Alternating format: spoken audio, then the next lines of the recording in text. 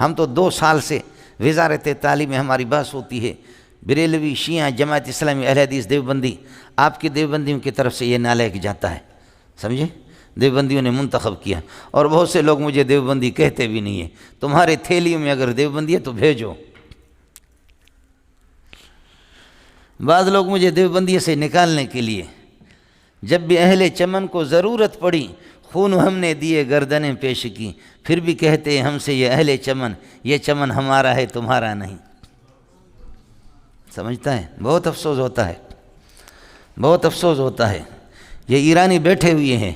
آپ مجھ پہ لعنت بھیجیں، ایران کی عورتیں میرے لیے آدھی رات کو اٹھ کر کے دعائیں کرتی۔ خدا کی قسم، مولانا عبدالحمید ایک ایران شہر والا جس کا انتقال ہو گیا،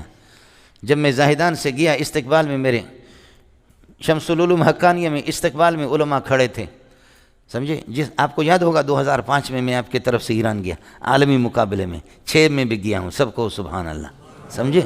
یہ اللہ نے آپ کے دیوبندیوں کے مقدر میں نہیں لکھا، خدا نے اس چرواہے کے بیٹے سے یہ کام لے لیا۔ یہ آپ کے کسی بزرگ کے اکابر کہتے رہو، لیکن کسی اکابر کو اللہ نے یہ توفیق نہیں دی۔ یہ اللہ کی مرضی ہے، یختص برحمتہ من یشاء واللہ ذو الفضل العظیم۔ یہ اکابر کو آپ کے نصیب نہیں ہوا، سمجھے؟ خدا نے ان چرواہوں کے بیٹوں سے اللہ نے یہ کام لے لیا، آپ کو معلوم نہیں ہے، سمجھے؟ اس عالمی مقابلے میں گیا، لمبے تھڑنگے عرب ہوتے تھے، شیخ رجب فلانا، شیخ فلانا، شیخ عبدالسلام، شیخ فلانا، سمجھے؟ اتنے تھے، آدمی کہتے علم نکلا، کوئی تیاری کسی عرب کی بھی نہیں تھی۔ شیعہ ایسے مضبوط تھے، مسلم شریف کے ایک روایت میں انہوں نے پکڑ لیا آپ کے سنیوں کا، سمجھے میں لوں گا كيف تقولون ان الحديث ليس بصحيح ما ان هذا الحديث قد ورد في صحيح مسلم وكل ما ورد في صحيح البخاري او في صحيح البخاري او في صحيح مسلم فهو صحيح فهذا الحديث صحيح۔ اب بتاؤ تم اس موجب کلیہ کل ما ورد فی صحیحین، صحیحین میں جو بھی حدیث آ جائے فهو صحیح، وہ صحیح ہے، تو نتیجہ نکلے گا فہذا الحدیث صحیح۔ اور تم کہتے ہو کہ نہیں یہ روایت صحیح نہیں ہے، یہ صحیح نہیں ہے، یہ موجب جزئی ہے، یہ سالب جزئی ہے، یہ صحیح نہیں ہے۔ سالب جزئی سے تم اپنے موجب کلیہ کو خود توڑ دیتے ہو۔ تمہارے سنیوں کا اتفاقی موجب کلی ہے، کل ما ورد فی الصحیحین فهو صحیح۔ بڑے بڑے ایرانی مولویوں نے بھی ہتھیار ڈال دیا، حقیقت اینست کے بہرحال حقیقت آقای سلیمانی حقیقتی نست کہ ما اعتراف میں کنم، ما تسلیم میں کنم کی حدیث بالکل صحیح است، سمجھے؟ یہ حدیث بالکل صحیح ہے۔ ایک بڈھا ایرانی بلوچ بیٹھا ہوا تھا، اس کا میں نے کس کر میں نے کہا کہ جب یہ صحیح ہے تو ہم کے لیے یہاں آ گئے، سمجھے؟ سارے سنیوں نے وہ ہمارے منہ پہ تماچا تھا جی، سمجھے؟ تو میں نے شیوں سے کہا کہ میں نے کہا اب سنی بھی، پوری دنیا کے سنی ہر ملک سے ایک عالم یا تمہارے ساتھ ہو گئے، اور تم بھی کہتے ہو صحیح ہے، یہ بھی کہتے صحیح ہے، اب تم ایک طرف ہو گئے، میں ایک آدمی ہوں کہتا ہوں کہ صحیح نہیں، اب میرے ذرا سننا، پھر مجھے جواب دینا۔ اس پر جب میں شروع ہو گیا تو ایک ایرانی عالم وہاں اٹھا، سنی تھا، اس نے میرے پیشانی بوسہ لیا، کہنے لگے کہ مولوی صاحب اللہ کہ منی سجے زندگی طرح رسی، میری دعا ہے کہ میری زندگی آپ کو مل جائے، سمجھے؟ میں آپ کو دیتا ہوں۔ کچھ پہلے پڑھ گئے مولوی صاحب؟ تو اب ہم تو بھائی دیوبندی بھی نہیں ہیں، سمجھتے؟ بعض ہمارے ساتھی جوش میں آتے ہیں کہ دیوبندی آیا سمجھ میں؟ یہ جو ہوا یہ سلسلہ، بریلوی بہت تکڑا قسم کا آدمی ہے، اور وہ اللہ آپ کا بھلا کریے کہ شیعہ بہت تکڑا قسم کا آدمی ہے، سمجھے؟ ابتدا میں ان کا نام تھا، اگر آپ کے کھاتے میں ذخیرہ میں ہوتا تو کسی کو آپ بھیجتے۔ مجھے پتہ ہے کہ کتنے مشورے اندر ہوئے، اکابرین نے مشورے بھی کیے کہ کس کو بھیجیں۔ آپ کے خطیبوں کو الحمدللہ، اس لیے کہ 2 آیتیں رٹا لگانا الگ ہے، پورا قرآن الگ ہے، ادھر تو پورے قرآن کی بحث تھی، سمجھے؟ میں یہاں راتوں کو اٹھ کر کے روتا رہا کہ اے اللہ اگر ہم غالب آ گئے تو پھر تو ٹھیک ہے، لیکن مغلوب ہو گئے تو یہ دیوبندی میرے ماں کو گالی دیں گے، کس کتے کے بچے کو کس نے بھیجا، آیا سمجھ میں؟ لیکن اللہ کی فضل و کرم سے جا کر کے پتہ کرو کہ کبھی بھی آپ ہارے نہیں ہیں، سمجھے معلوم؟ کبھی بھی کوئی سلسلہ نہیں ہوا اللہ کے فضل و کرم سے، والفضل ما شہدت بہ الاعداء، دشمن بھی آپ کو بتا دیں گے کہ کس قسم کا، سمجھے؟ دشمن بھی آپ کو لیکن کسی نے بھی یہ نہیں کیا کہ جی آپ کو چلو یہ 1,00,000 روپے انعام، یہ 2,00,000 روپے آپ کو انعام، یہ 50، یہ 10,000 کا ایک آپ کے لیے اللہ آپ کا بھلا کرے کہ آپ ہمارے نمائندہ بن کر کے گئے۔ نہیں ہوا۔ ایک اہل حدیث دبئی میں، سمجھے، میں دبئی جاتا رہتا ہوں سیمائی چشمے پہ، اس اہل حدیث کو پتہ چل گیا، اس نے میری دعوت کی، خوب کھلایا پلایا، مجھے کپڑے دیے، اسپیشل قسم کا قلم بھی دیا، 1,00,000 روپے اس نے مجھے دی، سمجھے، کہا کہ یہ میرے طرف سے،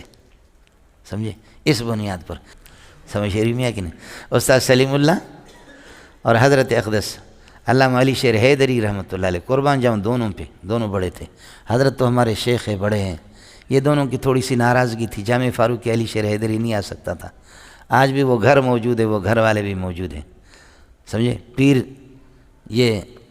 پیرزادہ ضیاء الدین صاحب یہ بھی موجود ہے۔ علی شیر حیدری نے جب میں ایران سے واپس آ گیا تو کہا کہ اللہ کے لیے آپ کی زیارت کرنا چاہ رہا ہوں، چونکہ میں نے علی شیر حیدری سے بھی بہت مشورہ کیا تھا، تو فرمایا آپ سے ملنا چاہ رہا ہوں، ہر صورت میں کوئی صورت بناؤ کراچی میں، تو میں سوسائٹی میں جا کر کے علی شیر حیدری سے ملا، میرے استقبال کے لیے کھڑے ہو گئے، سمجھے، میرے پیشانی پہ بوسہ دیا، فرمایا اللہ نے ہمارے اکابرین سے بھی یہ کام نہیں لیا، خدا نے آپ کو بھیجا،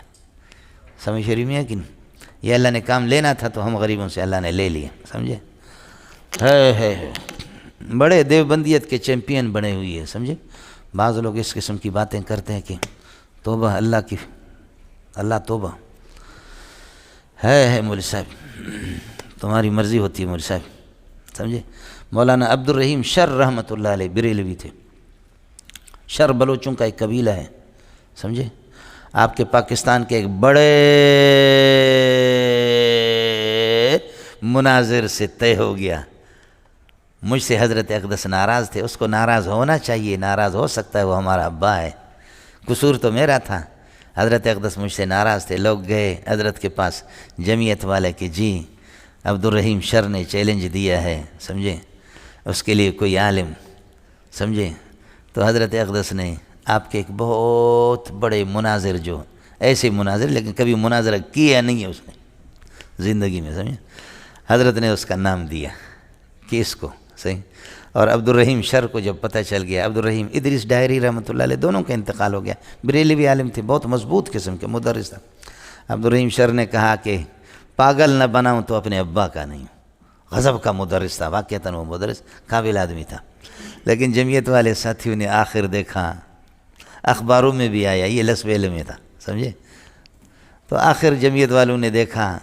کہ یہاں مسئلہ خراب ہے، وہ جو مناظر ہمارے لیے حضرت نے جو تجویز کی ہے، حضرت نے فرمایا کہ میں اس سے ناراض ہوں، مجھ سے کچھ دن ناراض، چونکہ میں فاروقی چھوڑ کر ادھر آیا تھا، سمجھے، تو پھر 2 سال مسلسل میں روتا رہا راتوں کو اٹھ کر کے، آخر کار پھر اللہ جزائے خیر دے حضرت کے عزیزوں کو، حضرت نے اپنا بچہ ہمیں سمجھا، 30-35 سال میں ان کے پاس، پھر میں جا کر کے روتا رہا، پاؤں کا بوسہ میں نے لیا، میں نے کہا قصور میرا ہے، آپ کا کوئی قصور، حقیقت بھی یہی ہے، سمجھے، یہ ہمارے بڑے ہیں، بہت بڑے لوگ ہیں، سمجھے، حضرت نے فرمایا میں نہیں کہہ سکتا، وہ 2 سال جب کہ یہاں فترت کا زمانہ تھا میں اس میں نیا آیا تھا، یہ 2013-14 میں ادھر آ گیا، سمجھے، اس بیابان میں، اس جنگل میں آ گیا، یہ 5-6 سال ہو گئے اس مدرسے کو، تو حضرت نے فرمایا میں تو ناراض ہوں لیکن خود کرو، لیکن حضرت نے ایک بندہ تجویز کی، تو وہاں بریلوی ایسے خوش تھے، بہت خوش تھے، سمجھے، بڑے خوش تھے، کہتے ہیں انشاءاللہ مزہ اب آئے گا، مزہ، آخر ہمارے دیوبندیوں نے دیکھا کہ مسئلہ خراب ہے، سمجھے، تو حضرت اقدس مولانا اللہ بخش